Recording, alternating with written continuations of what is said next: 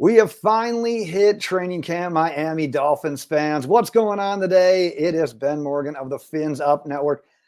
On a day that I weirdly enough kind of consider to be like the unofficial kickoff to the 2024 NFL season. And I think that's a little bit wild. That's probably a little bit hyperbole, but I absolutely love training camp. I love the battles. I love the practice reports. I love the idea of getting amped up for a preseason game. So yeah, as you can tell, I'm a little excited that our veterans reported today. Also, as you can probably tell, I'm not in the usual background, the usual confines of where I'm recording. So, but you know what? It's day one of camp. The Dolphins reported today.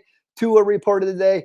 Your boys got to report today. So we're going to make it happen. And like I said, if you haven't gotten subscribed yet as well, actually, I haven't said that yet. But in the event you haven't gotten subscribed yet, make sure you are doing so. One, so you can see what it usually looks like when I record when I'm not here. But two, I will be here for every single day that there is a report to be had from Miami Dolphins training camp. So thank you to all the new viewers. Thank you to all the loyal viewers that have been there.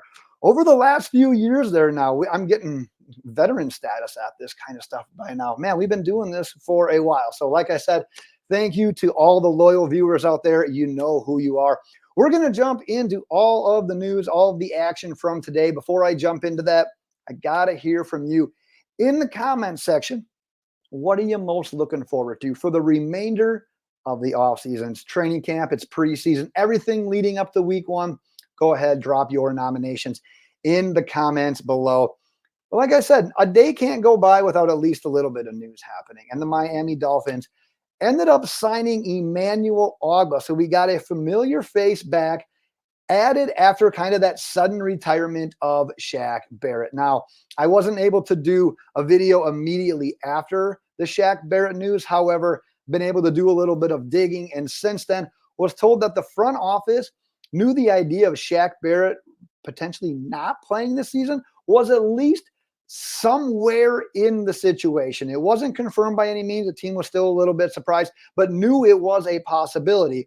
And that is actually one of the reasons, not the overall reason, they like the players they got, but it didn't hurt in the process of double dipping at edge rusher when it comes to the 2024 NFL draft. Obviously, they took Chop Robinson in round 1, took Mo Kamara in round 5. There's a little bit more to be known about this entire Shaq Barrett situation.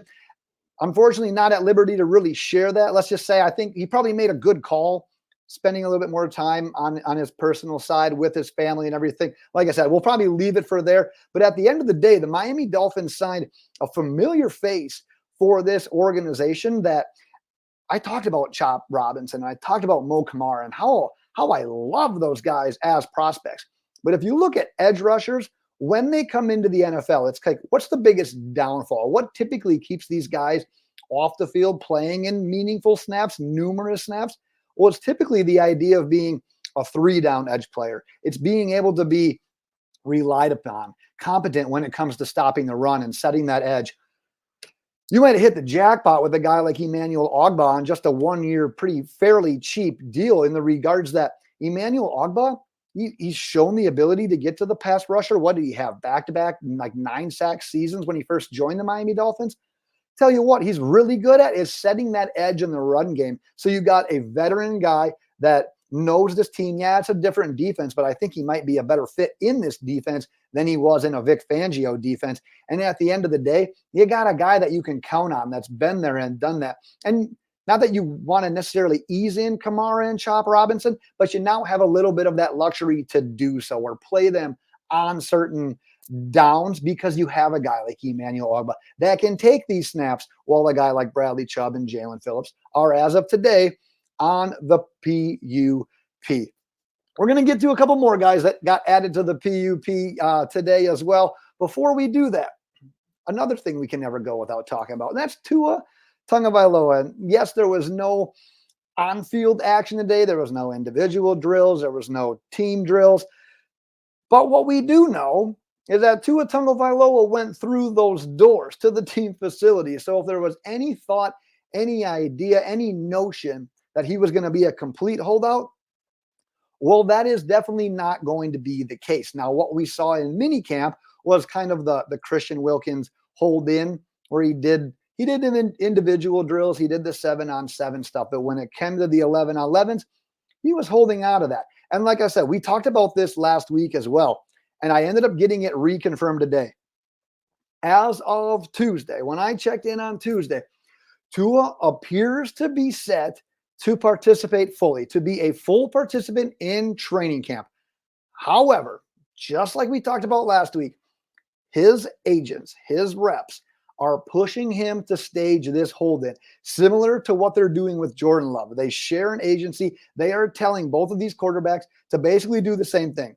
Show up, do not participate in these 11-on-11 drills, hold out and get your contract.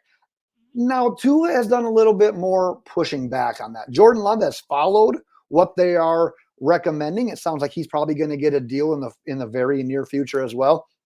But Tua, based on what we're told, has kind of taken a little bit of a stance with his agency.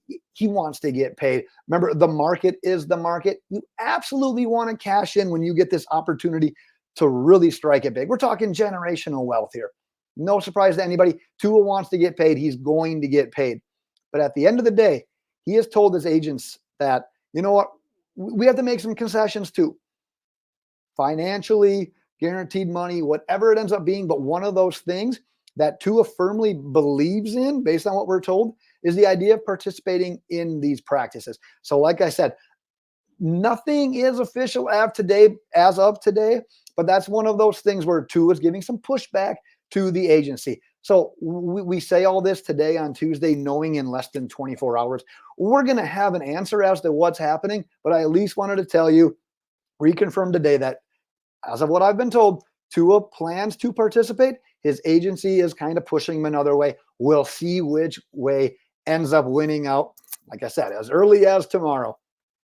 We talked about PUP, and that's where Odell Beckham Jr. is starting his Miami Dolphins training camp. On that list, now it sounds like he's dealing with a couple of nagging injuries, and putting him on the PUP is one way to kind of shelf him, bring him back slowly, ease him back into action. Now, you can look at this in a good and a bad way. Let's start with the bad way, because if Tua is indeed taking the reps with the ones, you want your full onslaught of weapons, especially when you're talking about a brand new guy that's never played with Tua before, and a brand new guy in a Mike McDaniel system, which we've been told, we've heard, we've seen, not always the easiest for players to pick up. So you want these guys to get as many reps as possible. So if you want to find a silver lining in all of this, well, we've talked about this the last couple of weeks as well. The Miami Dolphins wide receiver room is crowded.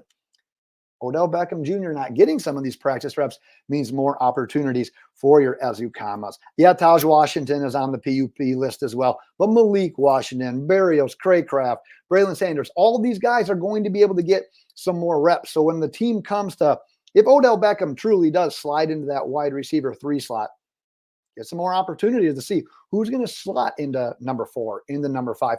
More importantly, who's going to round out this roster, because this position is going to be one of the most competitive when it comes to this front office making decisions on cut day. It's going to be an absolute I don't envy Chris Greer and Mike McDaniel when it comes to deciding who's going to be the wide receivers to make this team's final 53-man roster. So having a guy like Odell Beckham Jr. maybe missing a little bit of time, like I said, it's not really great, but at the end of the day, at least we're getting potentially a few more looks at some of these other guys. Let's talk about Tyreek Hill. Oh, I'm sorry. Before we talk about Tyreek Hill, David Long also added to the PUP list today as well. I don't have as much insight there, but remember, being on the PUP list doesn't mean you're out a certain amount of time. Players can come off that list whenever the team wants to take them on or off the list. So David Long is there as well. But Tyreek Hill had some opportunity to chat with the media today as well. And remember the last year or so, whatever it was, he always had that goal of 2,000-yard wide receiver, basically saying, I'm good enough to do this. Tua is good enough to lead me to this. This system is built for me to be able to do this. Well, he mentioned that goal. You know what? Maybe that goal was a little bit selfish. That goal has now shifted to, hey, let's win a playoff game.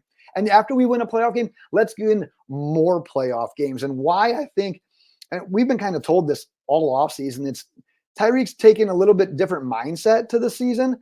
And the Dolphins are too, potentially here with Mike McDaniel, and the idea of spreading the ball around a little bit more. I'm kind of, you almost feel torn on this because a guy like Tyreek Hill, he's the best player on the field. Get him the ball as much as possible, right? And let him create. Well, I tell you what, when you've got Jaylen Waddle, when you got Odell Beckham Jr., when you got Mostert, you got Achane, now you got Jonnu Smith at it. Does the idea of spreading that wealth around a little bit, making the defense focus on those different guys? And guess what? You still got Tyreek over there on the boundary or lining him up in slot. He's still going to command double coverage. And if they don't double cover him, take advantage of him, blow the top off the defense. That is a lot for a defensive coordinator. So the bigger picture, the evolution of this offense is to spread the ball around a little bit more. And it's also kind of funny because think about what Tyreek has witnessed since becoming a member of the Miami Dolphins. What is he, the only receiver to ever have back-to-back 1,700 yard seasons?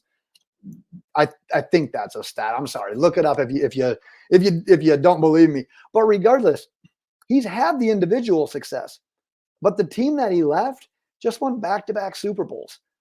That's going to weigh on a guy like Tyreek, who has already gotten paid. And yeah, he wants to get paid some more, but has already gotten paid. He's already tasted some success, but now he just watched that team win back-to-back Super Bowls. That's going to weigh on a guy like Tyreek. That's going to change a little bit of your mindset. So it's worth noting this entire goal situation. The other thing I wanted to mention as we wrap it up for today, he kind of made a comment about telling his agent Drew Rosenhaus that don't trade me.